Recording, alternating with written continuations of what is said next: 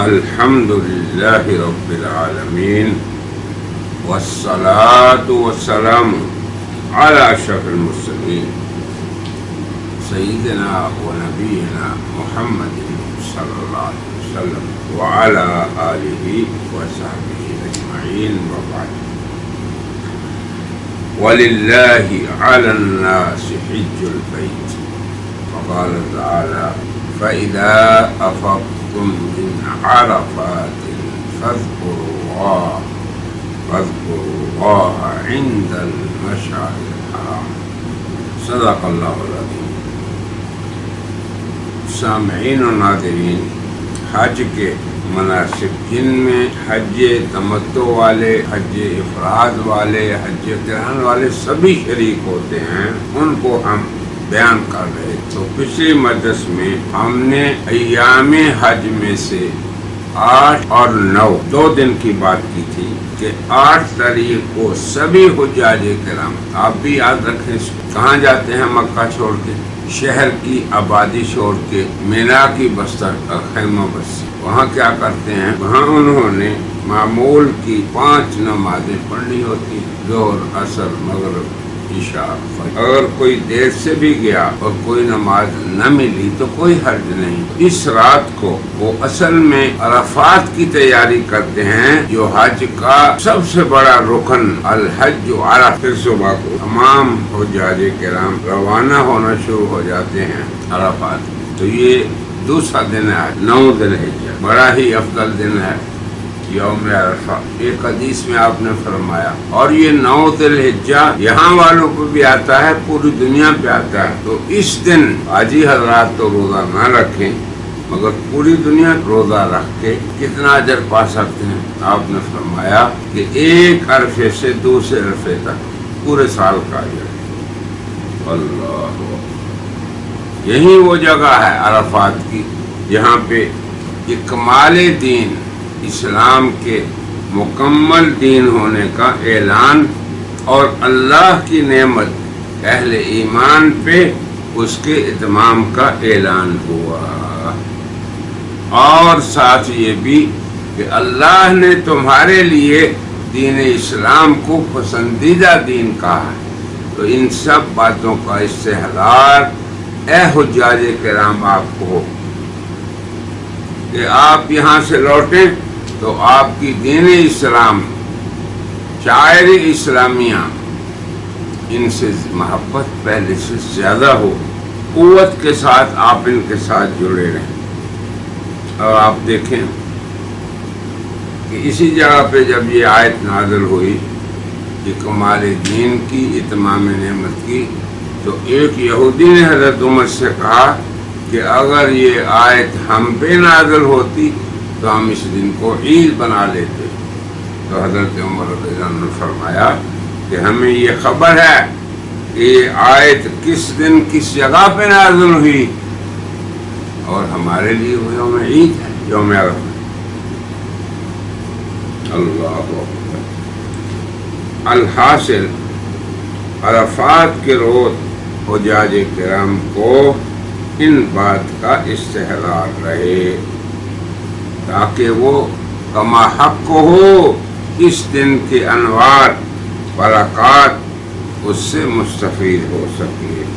اب جب آپ نے مغرب تک وہاں قیام کر لیا، کہاں؟ عرفہ میں۔ بعض اہل علم نے عرفہ کی وجہ تسمیہ بھی بیان کی ہے۔ اس کا نام اس لیے عرفہ ہے کہ عرفات یا عرفہ، جب ابراہیم علیہ السلام نے اللہ سے دعا کی تھی کہ ارنا مناسکنا، کہ اللہ ہمیں مناسک سمجھا دیں، تو پھر حضرت جبریل علیہ السلام نے انہیں مشاعر مقدسہ کا، مینا، مزدلفہ، عرفہ، یہ مشاعر مقدسہ ہیں، جیسے ہم پہلے آپ کو بتا چکے، پورا دورہ کرایا۔ پھر ان سے پوچھا آپ نے ان مقامات کو پہچان لیا جہاں پہ مناسک حج ادا ہونے ہیں؟ تو حضرت ابراہیم نے فرمایا ہاں میں نے پہچان لیا۔ ایک وجہ یہ بھی ہے کہ حضرت آدم اور حوا کی یہاں ملاقات ہوئی۔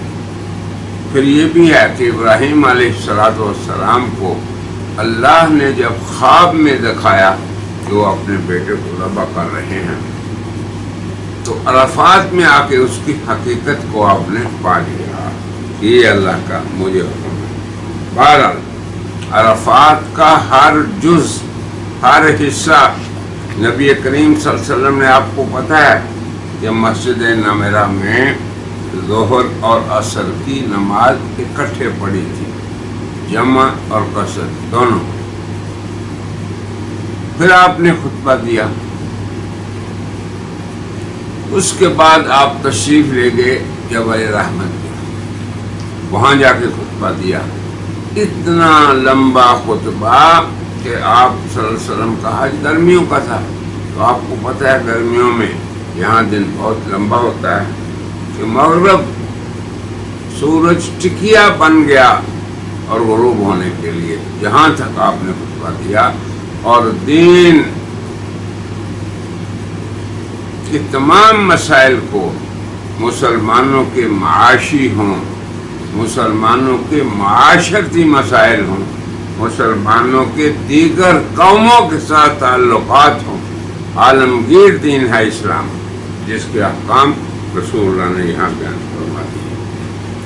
اور اسی میدان میں آپ نے جاہلیت کے خونوں کو معاف کر دیا، جاہلیت کے سودوں کو اور سودی نظام کو حضور اکرم صلی اللہ علیہ وسلم نے اپنے قدموں کے نیچے رکھا۔ کتنے افسوس کی بات ہے کہ مسلمان ملکوں میں آج بھی سودی نظام ہو، جبکہ ہمارے نبی اکرم رحمت للعالمین ہمارے لیے اسوہ حسنہ سود کی لعنت کو اپنے قدموں کے نیچے مسل چکے ہیں۔ اب یہاں سے آپ نے نکلنا ہے مزدلفہ کی طرف۔ مزدلفہ، اس کے بارے میں اللہ کا ارشاد ہے فَإِذَا أَفَضْتُم مِّنْ عَرَفَاتٍ فَاذْكُرُوا اللَّهَ عِندَ الْمَشْعَرِ الْحَرَامِ، جب تم عرفات سے فارغ ہو چکو تو پھر مسجد مشعر حرام کے قریب اللہ کا ذکر کرو۔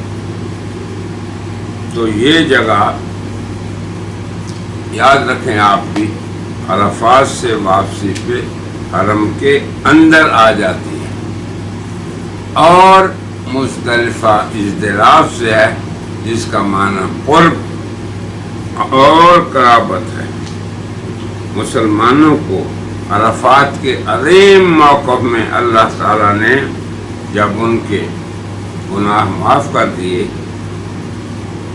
اور یقیناً معاف کر دیے، سب سے گناہ گار وہ ہوگا جو اپنے آپ کو اس دن گناہ گار سمجھے، لیکن یہ معافی حقوق اللہ میں ہے، حقوق العباد میں ہے، اس پہ مسلمان امت کا ایمان ہے۔ تو مزدلفہ کی رات کو نبی کریم صلی اللہ علیہ وسلم نے یہیں شباشی فرمائی، وہ جاج کرام آپ بھی فرمائیں گے وہی، کوئی خیمہ نہیں، خیمہ بستی نہیں مینا کی طرح، نہ عرفات کی طرح کوئی لمبے چوڑے ہزاروں افراد پہ مشتمل خیمے ہیں، یہ بھی نہیں، بلکہ کھلے میدان میں آپ نے رات گزارنی ہے۔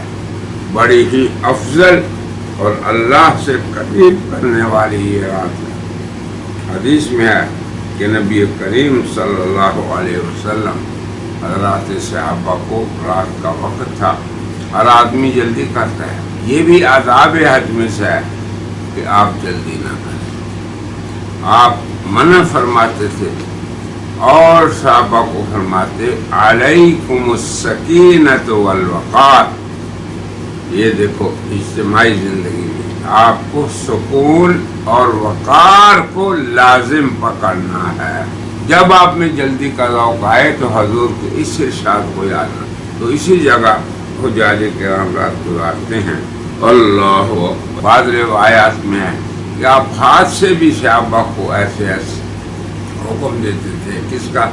سکون وقار اختیار کرے۔ تو اصل دین تو جناب اللہ جل جلالہ کی ذات گرامی اور شارع علیہ السلام ان کی اتباع ہے۔ جب آپ نے یہ حکم دیا کیا سکون اختیار کریں، وقار اختیار کریں، تو پھر کسی بھی حاجی کے لیے آپ میں سے درست نہیں کہ آپ عزت کریں۔ پھر یہ دیکھیں، عرفات میں ظہر اور عصر مسجد نبوی میں ادا ہوئی، یہاں پہ مغرب اور عشاء کو مزدلفہ میں ادا ہوئی۔ یہ اتباع ہے، اللہ تعالی کی کامل بندے پہ قدرت اور بندے کی کامل استسلام، تواضع، جھک جانا اللہ کے سامنے، پوری اتباع کرنا، یہی دین ہے۔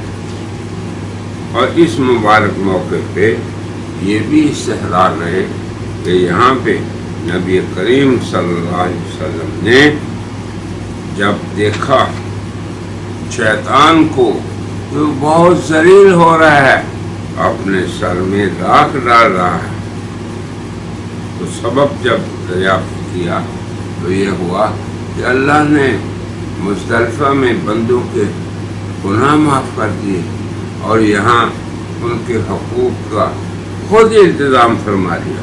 عجیب بات ہے، سبحان اللہ۔ اللہ امام ترمذی نے اسی موقع کے بارے میں حضور اکرم صلی اللہ علیہ وسلم کو جو روایت میں نے ذکر کی ہے کہ آپس کی خطاؤں کی معافی طلب کی تھی رسول اللہ نے عرفات میں، یہ پوری نہیں ہوئی، مگر آج جبریل علیہ السلام تشریف لائے، مجھے اللہ تعالیٰ کی طرف سے سلام پیش کیا اور فرمایا کہ اللہ تعالیٰ فرماتے ہیں میں نے ان کے آپس کے حقوق کی اپنے ہاں سے اہل حق کو ضمانت دے دی، اس وجہ سے میں خوش ہوں۔ تو یہ وہ امور ہیں جن کا استحضار ہمیں رہنا چاہیے۔ یہیں سے حجاج کرام اکثر کیا کرتے ہیں، رمی کے کنکر لے لیتے ہیں، نہ بھی لے تو کوئی حرج نہیں، اور اس کے بعد پھر حاجی مغرب عشاء پڑھ کے سنت یہ ہے کہ آرام کریں اور سو جائیں، اور جب طلوع فجر ہو تو پھر ذکر کر کے اللہ کا فاذکروا اللہ عند المشعر الحرام، اور یہیں سے پھر مسلمان تکبیرات تشریق شروع کر اللہ اکبر۔ اب یہ رات 9 تاریخ کے بعد کی ہے، اس لیے یہ 10 تاریخ کی رات ہے، اور 10 تاریخ صبح جب ہو تو ھذا ھو یوم الحج الاکبر، اسے اللہ تعالیٰ نے حج اکبر کا دن کہا ہے۔ کس کو؟ 10 ذوالحجہ کو، یاد رکھیں۔ اس دن حجاج کرام مزدلفہ سے مینا پہنچتے ہیں، پھر ان کے بہت سے اعمال آج ہیں اور وہ سبھی عظیم الشان ہیں، خصوصی اہمیت اور عظمت کے حامل ہیں۔ آج ہی حجاج کرام نے سب سے پہلے جمرات کی رمی کرنی ہے، بڑے جمرے کی جو مکے کی طرف ہے، جسے جمرہ عقبہ کہتے ہیں۔ پھر حجاج کرام نے کیا کرنا ہے؟ قربانی کرنی ہے۔ ابراہیم نے تو اسماعیل کی قربانی دی تو اللہ نے انہیں ذبح عظیم کا فدیہ دیا، اور آپ نے اپنے مال سے جب یہ قربانی کرنی ہے تو ابراہیم و اسماعیل کی قربانی کو یاد رکھنا ہے۔ پھر یہیں پہ جمرات ہیں، جمرات وہ مقامات ہیں جن پر شیطان نے ابراہیم کو، ان کی زوجہ محترمہ ہاجر کو اور اسماعیل کو گمراہ کرنے کی سعی کی، اور ان کو کہا کہ آپ یہ کیا کر رہے ہیں، بیٹے کو ذبح کر رہے ہیں، کوئی ایسا بھی ہے کہ اپنے بیٹے کو ذبح کرے، بڑی مشقتوں سے آپ کو بیٹا ملا۔ بہرحال تو جن جن مقامات پر شیطان نے اغوا کی کوشش کی وہی جمرات ہیں۔ شیطان جسے آپ اردو میں کہہ لیتے ہیں، عربی میں جمرہ کہتے ہیں۔ تو دوسرے دن، پہلے دن بڑے جمرے کی رمی کرنی ہے، پھر اس کے بعد کیا کرنا ہے یہ سنیں۔ رمی کے بعد ہی قربانی ہے، اور آج کے دن پوری دنیا میں اس قربانی سے افضل کوئی اور دن نہیں ہے۔ اب جب آپ نے قربانی کر لی پھر کیا کرنا ہے؟ انہی مقامات پہ رمی کرنی، کنکر یعنی جوتے مارنے، چوٹ سے پتھر مارنے نہیں، دین اتباع پیغمبر کا نام ہے۔ تو جتنے مقدار کے پتھر مارنے ہیں وہی مارنے ہیں آپ، اور یہی عبادت ہے، زور لگانا۔ اور یہ آپ نے گویا کہ ہمیشہ کے لیے شیطان سے برات کا اظہار کر دیا کہ ہمارا اس مردود سے جو دشمن تھا بنی حضرت آدم علیہ السلام کا، اللہ نے فرمایا یا بنی آدم لا یفتننکم الشیطان، یاد رکھو اے بنی آدم شیطان تمہیں فتنے میں نہ ڈال دے، آزمائش میں نہ ڈال دے۔ تمہارے ماں باپ کو اسی نے جنت سے نکلوایا تھا۔ تو یہ تصور کر کے ہم رمی کریں۔ اب جب آپ رمی کر چکے تو اب پھر آپ نے قربانی کرنی ہے، پھر کپڑے بدل کے حج بیت اللہ کا طواف کرنا ہے، جسے طواف افاضہ کہتے ہیں۔ پہلے دن کر لیں، دوسرے دن کر لیں، تیسرے دن کر لیں، کوئی حج نہیں۔ تو گویا حج کے یہ تیسرا دن یعنی 8 مینا روانگی، 9 مزدلفہ عرفات روانگی، 10 پھر مزدلفہ کے اندر رات گزارنے کے بعد مینا میں آ کے جمرہ عقبہ کی رمی، پھر قربانی، سر مڈانا،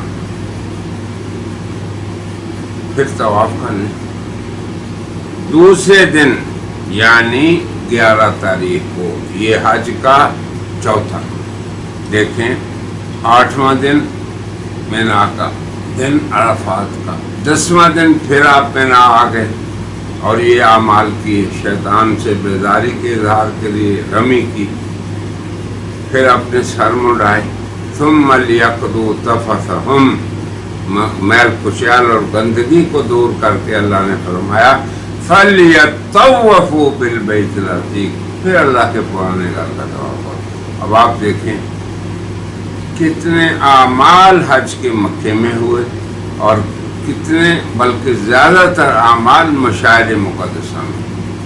اللہ کو یہ ہے اللہ کی عظمت اور امت کی وحدت کی علامت، حج پوری دنیا کے مسلمانوں کی وحدت۔ تو پھر اسی جذبے سے جب آپ نے طواف افاضہ کر لیا، اب آپ پہ صرف اتنا کام ہے کہ جب واپسی ہو تو آپ تو واپس لے جانا۔ اللہ تعالیٰ سے دعا ہے کہ اللہ تعالیٰ ہمارے حج کو حج مبرور بنائے۔ نبی کریم صلی اللہ علیہ وسلم نے فرمایا الحج المبرور لیس لہ جزاء الا الجنہ، حج مبرور کا بدلہ صرف جنت ہے۔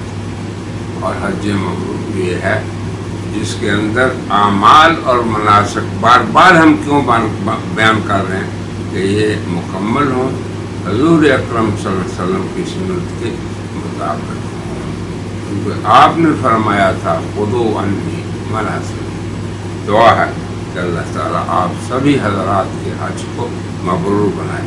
پھر نبی کریم صلی اللہ علیہ وسلم نے فرمایا کہ جس شخص نے حج کیا پھر کیا ہوا؟ لم یرفث ولم،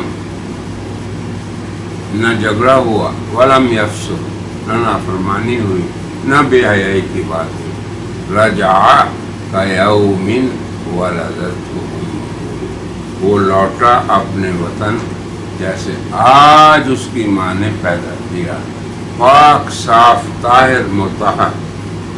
حجاج کرام، آپ نے کون سا حاجی بننا ہے؟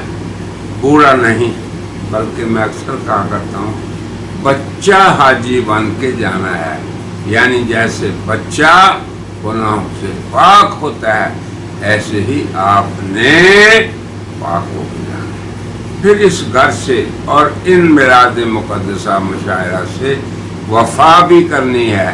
وفا یہ ہے کہ آپ نے اپنے وطن میں بھی حاجی بچہ ہی رہنا ہے۔ اب بچہ کسی کو نہ قتل کر سکتا ہے، نہ ایذا دے سکتا ہے، نہ تکلیف پہنچا سکتا ہے۔ ایسے ہی آپ نے اپنے وطن میں بھی حاجی بچہ ہی رہنا ہے۔ اللہ تعالیٰ سے دعا ہے کہ آپ کا حج مبرور ہو، اور آپ جب اس ملک سے جائیں تو اسی طرح پاک و صاف طاہر و مطہر ہوں جیسے کہ پیدا ہونے والا بچہ۔ آمین یا رب العالمین۔ وآخر دعوانا ان الحمد للہ رب العالمین۔